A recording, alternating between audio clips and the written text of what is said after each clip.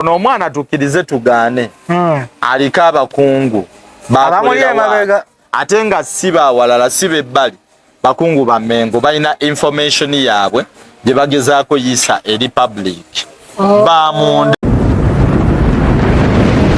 kubanga abantu bangi nnyo abavodde abakungu n'agasigala waggulu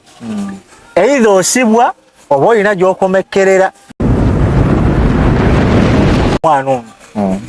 ayina omukungu amuli emabega ayina amagye ge gamukuuma ekisookadde abaali bamusibyeko naye ne bamuta tebamusiba bbanga ddene ne bamuteera naye omwana ono tukirabe takikoze sigumu 2-3 naye era akulaga nti akyaliko ku social media akyakola ebintu bye kiki akigenda mu maaso social media efuuse ekyennaku zo ddembe lyeri baweereddwa eddiini eringi pressure wootunuulira video ze wooba ozifollowinga mbadde nga nzifollowinga wooba ozifollowinga ayina waleetera Bwino ng'okirabira ddala talina budde bwe yali asaakinze kuwona Bwino n'amutaaginga mu video ze nga talina budde bw'ayinza saakingako oyo Bwino ng'ate n'emyaka gye by'amanyi by'ayogera tasobola kubanga abimanyi. kale wone yakatoyebako kwefashiji the broadcast kwesikusinzira okubanga tukwasaganya ensonga ez'enjawulo tuba tukomyewo mu paira yetu abagambye nkyalina omukulu All Access nga tugezaako okubuta mu nsonga ez'enjawulo musajja awangalira ku kitimba kya internet oba ku kibanja ekya internet awo naddala ekya TikTok naye nga ne ku Facebook era omusangawo alinako omukutu gwe gutambulira ddala bulungi nnyo ddala ye musajja gwe tumanyi atyasinza okuba amawulire agakwatagana ku Fangoni Forest era beba mundowooza kuba n'amawulire abaliyo abagezaako kwasaganya ensonga ez'enjawulo gwe tulina lunaku olwaleero tugezaako okuyita mu mbeera ez'enjawulo era ng'agezaako otuwa analysis ku nsonga ezimu nga bwe zigezaako okuba nga zitambula mu ggwanga era nga musajja mwerufu mu biki byayogera teyeerya ntama era bwe muba mumugobera ku TikTok okulaba vidiyo ze ye musajja avaayo n'akuyita n'agiyita B n'agiyita avumye n'avuma atavumye n'awaana n'omuwa tiki n'ovaawo life continues esigala tugenda mu maaso olunaku so olwaleero njagala tukwasaganye embeera oba tugenda gezaako okwogera ku nsonga njagala onnyonnyole eggwanga ebintu ebigezaako okugenda mu maaso oba bituufu oba ddala si bituufu nga tugenda kuyitira mu mbeera ez'omukulu wa Buyi Gerison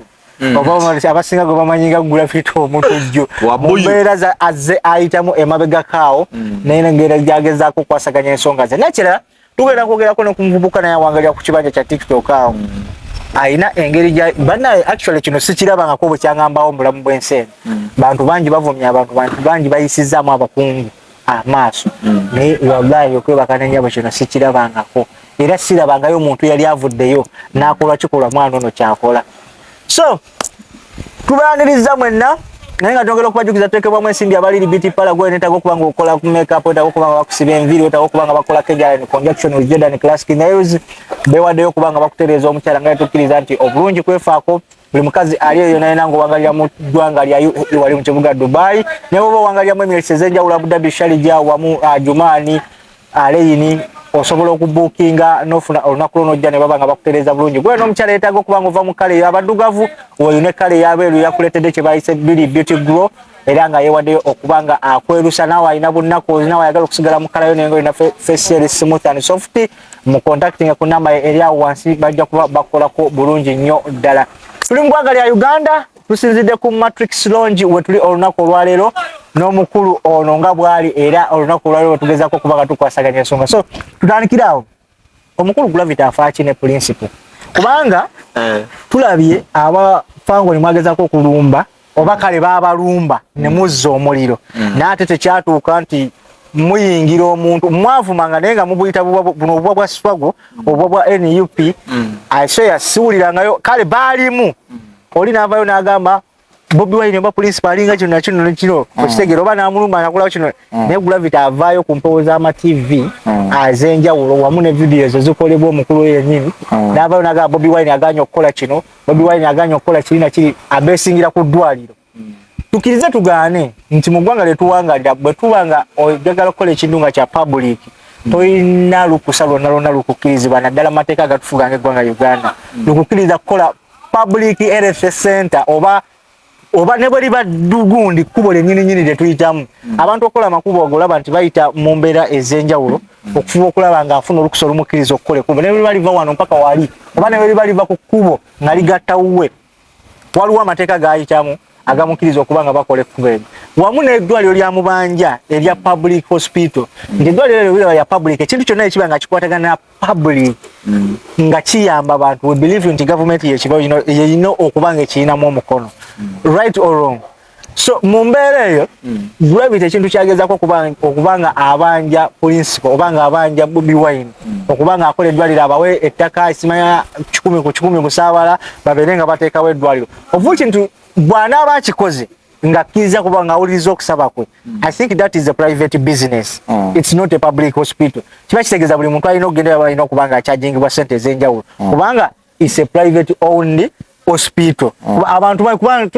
sijja kiteeka mu mbeera emu ng'egamba abantu nti abantu tebakkirizibwa kuzimbirwa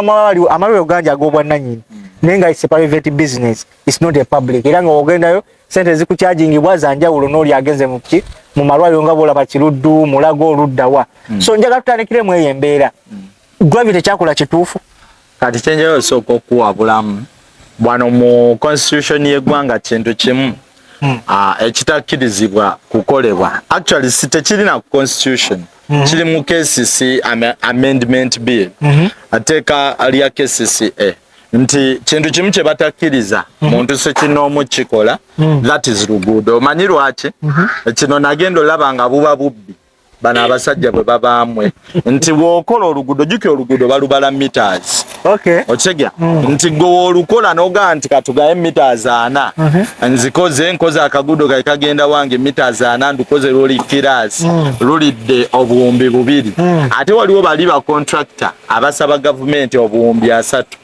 bw'okwesezza 2 bali ba contractor basaba ya 3 kakitegeeza gwe banama nti okwesa 2 olina bojja ofiiriza emirimu bajja kugamba ssente y'omwewo w'omusolo ebbibwa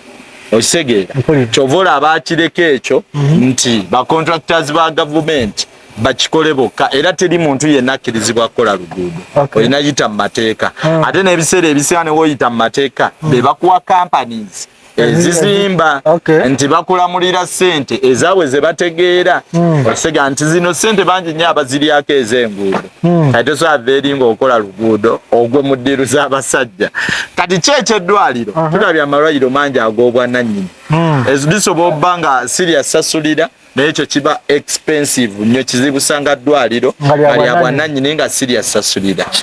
tekiriiyo era we kibaayo kitegeeza baba baalimitinga nti oba bakuula mannyo gokka nti geegatayi gasasula obuntu obutonotono obuwe butyo eriri genero terisangika era gaba ga bwannannyini kati gravity kyeyali agamba bakole eddwaliro ery'obwannannyini alisi okendeeza olugendo yalisabawo ng'agamba engeri gy'ogamba nti okolera abantu teerawo abantu eddwaliro anti era bw'oliteekawo kitegeeza olitedde oba neba bagenda disasula muganda wange era oba olitadde okuba yawa reference naga bagenda Kiruddu abantu beebusaabala Kiruddu olugendo werulyawo kati omukyalo ow'olubuto oba omuwadde akagendo ogende Kiruddu ate nga babayo n'omujjuzo kati busaabala ng'ekitundu bw'okisembeeza eddwaliro eririmu buli kimu nga liri facilitated bulungi naye liba lyasasulira kasente oba obayambye kimu ti mu kitundu mulimu ki eddwaliro eriyina buli kimu oba okibayambyeko naye nze obuzibu bwe nnina ne gravity buli bumu okusaba Kyagulanyi eddwaliro nze sikiraba nti kyandibadde kyetaagisa nnyo omuntu yeebanje yekka kyalina okukolera community ye kyalina okuzza mu bantu be gwe oba olaba ng'eddwaliro yeetaagisa nnyo gwe wandibadde olizimba ate sinowa reference nze siri munabyabufuzi naye nazimbye eddwaliro Kyagulanyi takikolanga ne weewaana lwekyo naye gwe tolina kye waataddewo naye nga bannayuganda bakuwagiridde ebbanga bawagidde ebivulu byo ku music gwe tutawuliramu yadde message etegeerekeka okitegeera gano mazima naye gwe ovuddeyo obanja eddwaliro omulala naye nga gwe bakuwagidde ng'oyonoona baana baabwe omanyi omunnayuganda okuwagira ng'oyonoona mwana we naye n'akuwagira Kati so ekyo kye yakola nze kyemmanya alabika alina kasente ke yali akabasajja. Okay. Yali akasente k'abasajja era akyazirya. Kale kamulakidde. Naye nga kati alina obbasizaawo embeera eraga nti alumba eri. Jjukira Gravity muntu abadde ng'akola show za muhoozi n'akola shows ez'abantu aba NRM. Naye nga aba Nuupu baamwesonyiwa bamulabanga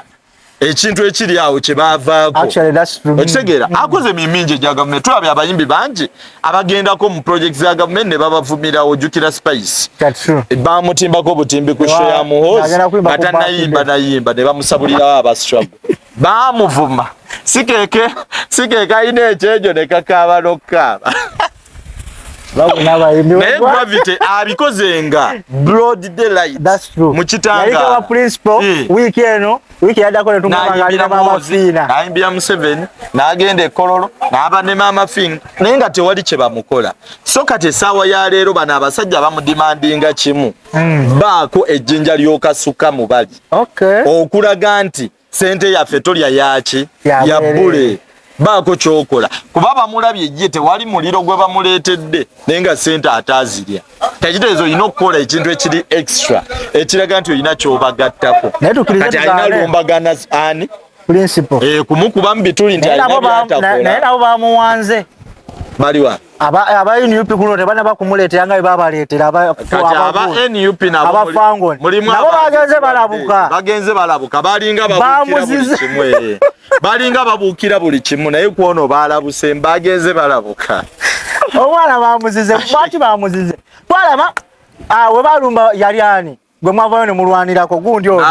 balumbako ku David Lutalo ne mumulwanira ne mumuwola amaje anti kati ate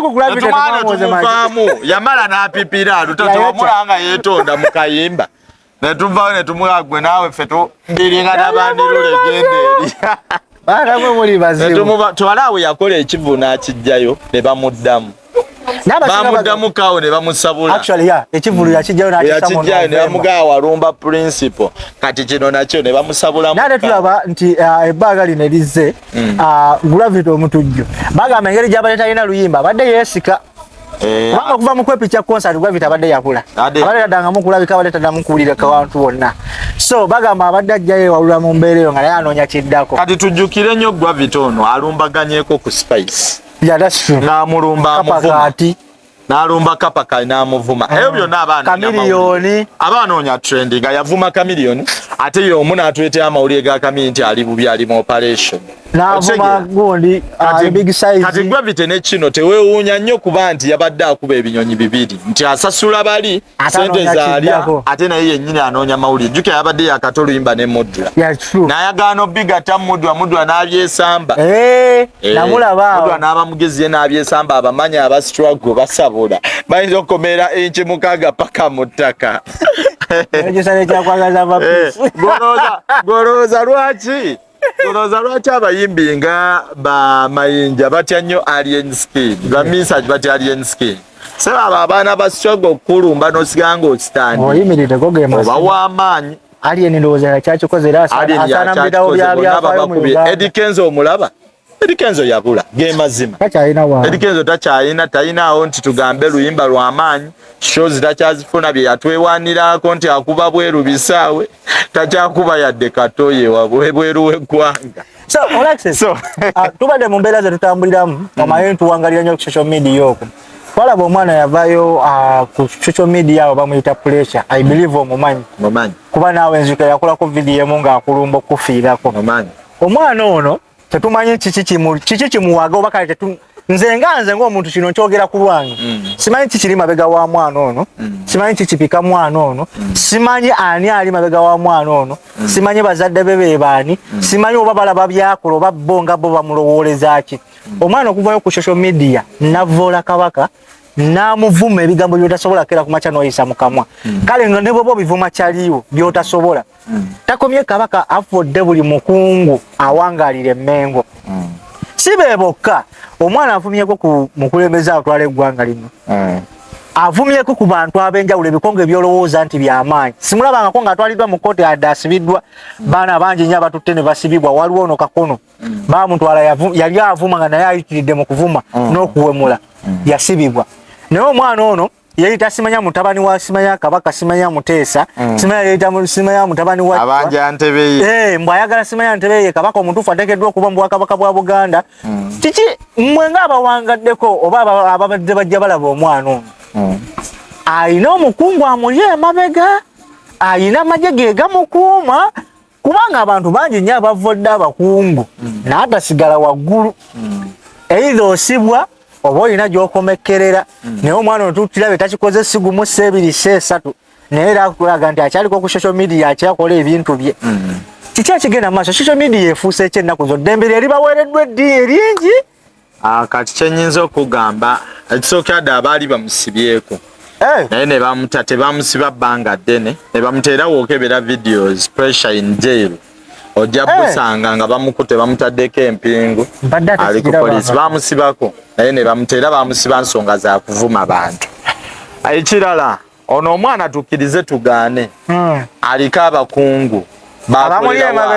ate nga si bawalala si bebbali bakungu bamengo balina information yaabwe gye bagezaako yiisa eri public bamunda mu Mmengo mwennyini bebulange lwaki njogera nti pressure wootunuulira video ze woba ozifollowinga mbadde nga nzifollowinga woba ozifollowinga ayina waleetera Bwino ng'okirabira ddala talina budde bwe yali asaakinze kuona Bwino n'amutaaginga mu video ze nga talina budde bw'ayinza saakingako oyo Bwino ng'ate n'emyaka gye byamanyi byayogera tasobola kubanga abimanyi okitegeera fena tusomye ku Buganda Kingdom naye mulimu ebyomunda n'akubuulira maama wa gundi simaako kundeka n'akubuulira gundi n'akubuulira ono simanya waliwo ono oba ye mmeeya w'eri Simaalubaga omukazi Joyce simanya biki n'akubuulira nti ate ye yakola kino okitegeera ng'akulaga abantu abali diipu mu Buganda Kingdom ab'omunda ennyo n'akubuulira ddate gwe bazze bakola nga kikulagira dda nti waliwo abamufiidinga information okuva munda nga balina message zaabwe ze bayisa balina kye balwanirira okufuna bo nga bo ye yeefuula nti simanze kabaka babba entebe yange biki naye nedda ekyo si gwe mulamu omutuufu nti ayagala ntebe ye si gwe mulamu omutuufu nti ayagala ntebe ye wabula ayisa message y'abali basajja bamukozesa mu bulange kubaako bigambo bimu bye bayisa bivoola beene bigambo bimu byoleka Bwakabaka mizannyo mikyamu gitambula tukirize tugane buli institution erina emizannyo emikyamu ebaako dategema mubamu abantu abo ate kingdoms zino ziba nnyo neddate omukusike gwe batajjaayo jjaayo kati wolaba information nga zino nga zifuluma buladi wabawo ekigenda obukyamu wabayo abayeekyaye ayagala obbita kati n'ekirala waliwo ebifaananyi bye beeditinga ne bagatta ebyasimanya kabaka sima mutabani wa Amini dada ne babigatta n'obiranga bifaanagana kabaka afaananyemu Amini ne baleeta gundi afaananyemu Museveni obadde ng'obiraba ku video eyo byonna oyo edit tebakulimba ono omwana talina byuma byeditinga ebyo bifaananyi talina budde bweditinga era bamweditingira era buli video gy'aba agenda otta eba specifically nga bamugeera ero teeno teerako kino na kino waliwo n'amawulire ge bamuteerako nga galaga makadde waliwo ebifaananyi byateeka nga byamawulire information sima Evelyn Kokundeka 19 yazaala yayenda sima kabaka n'amwenda n'amuzaala naye ate kabaka muganda wa Museveni sima Museveni aba step father we sima biki ebyo byonna ng'obiraba byeditinge naye nga bakugaga amawulire gadda nti abisaakinze n'abifuna n'abitajja byonna biba edited by omuntu omu. So it is a group of people abali mu bulange abakola ekintu kino guno neno project nene ate era kimanye ono omwana ayinza obutafuna buzibu bwonna lwansonga wali mu Uganda singa wali abantu abamu bagamba wangayira mu Makindye na Lubaga era singa bamukolako dda mob justice singa bamukubadde singa bamutadda naye ayina security emukuuma olw'emirimu gy'akolera abantu bano waliwo abamukuuma so kati it is a big plot behind this era bikyagendera ddala mu maaso oyinza okulaba nga Bwino omulala akyafulumira ddala ebisinga ebimu ku byo bisobola obba ebituufu lwansonga era Obwakabaka buba ne dirty games ze bazannya naye era mubaamu ebikyamu so kati gwe gy'oli olina kumanya kimu oli Muganda protecting Obuganda protecting akabakawo nego tulabanga kisusse kise we kyalikomye kuba tukiriza tugaane bino bwe biti kujina emirembe gyonna gye tuzze tuwangalirako okitegeera tekibaddengawo twabadde okuvoola kabaka twabadde okuvoola bakungu naddala okuva emmengo naye kati essaawa zino abantu babavuma kyere okitegeera n'olaba omuntu ng'ayisa mu Katikkiro olugaayo watali yadde okulya ate nga wangalira wa abakungu basirise poliisi esirise teryamukwatako akyakola buli kimu we yeewasiira simanya teryagenda kunkwatako njabbatta kabaka njamutta kitegeeza omuntu oyo ayina abamuli emabega bw'olaba poliisi paka nakati tennamukwata ng'ate tuyina etteeka erya cyber harassment awemula omuntu gwawemula mukungu wa kitiibwa alina abamushieldinga bayitirivu nti kati n'omulangira yennyini Wasajja asobola obbaako kyakola okitegeera oli gw'oliko taata we ate muganda we asobola obbaako kyakukola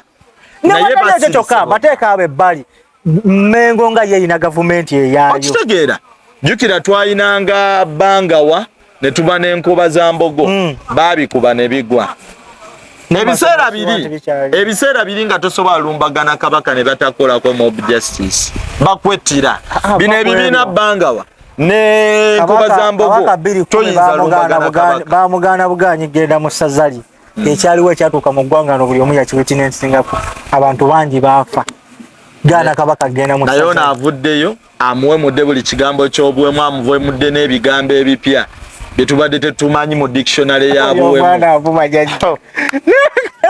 naye ate n'awookinga awe with it n'avaawo nakyo n'akulaga musanyufu ate akulaga talina ssente nnyo zaafuna kuba obulamu mwatambulira omulaba kye nalabyeko kye yakyusizza yabeeranga mu nnyumba mbibibi naye kati amaka gaalimu alina amaka gaalimu alagirawo nti ga kikungu kitegeeza mulimu ne ssente evaayo ewera efacilitating obulamu bwatambuliramu asobola n'obba mwaga amaka alinawo security ey'amaanyi emukuuma batava mu nju so kati kyekyo so nze just kyenyinza okugamba oyo omwana pressure internet eno basobola okukozesa emizannyo gyonna naye there is life after internet obulamu bwo obuleseewa munsi muno ogenda ttambula otya togenda wangayira ku internet ebbanga lyo n'oli Muganda nawulirako na baŋŋamba Mugisu naye ayagala Ntebe yaffe aga Bwakabaka osobola Mugisu naye owangalidde mu Buganda tukutwala nga Muganda olabye hospitality eri mu Buganda alis appreciate ekirungi ekigenda mu maaso ebyo byonna byogamba oyagala Ntebe yo bulade ekituufu okimanyi toli mulangira naye sente zirye naye zijja kulakira anyway that's true and tubadde olunaku olwaleero tugenda kuba nga tusukkawo olw'ensonga y'obudde naye njagala mu ddakiika emu obeeko obugambo bubiri bw'obagamba naddala baana abawangalira ku intaneti eyo bakozesezza batya intaneti basobodde kubaawo batya ne bagifunamu kuba tukkirize bangi nnyo abafunye mu intaneti nga tavumye tavudde takoze eki naye nga still people they are gaining from it just bano abagezaako okuteekawo embeera y'ekisiru be bagezaako okuvumiriza intaneti n'okuba nga bagivuza essaawa zino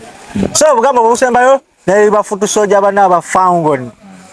nsookedde otegeeza buli mwana ali ku intaneti kuno intaneti mulimu nno ddala osobola okufunangamu monthly osobola okufunamu weekly kisinziira ku content kigwokola okuvuma si a solution wabula osobola okutunuulira ensonga n'ozaanalizinga bulungi nnyo nga tovumye n'oyogera ekikyamu n'ekituufu nga totaddeemu olinga nga totaddeemu koma nnyo nga totaddeemu bigambo bivuma kino kijja kukuyamba okufuna endorsements ez'enjawulo n'abantu abaagala olanga naawe kuba omuntu awabula ayawukana ku muntu avuma oli asobola omanya nti oyisiza meseji yo wabula ntegeerayo oli agigula oba aleme gigula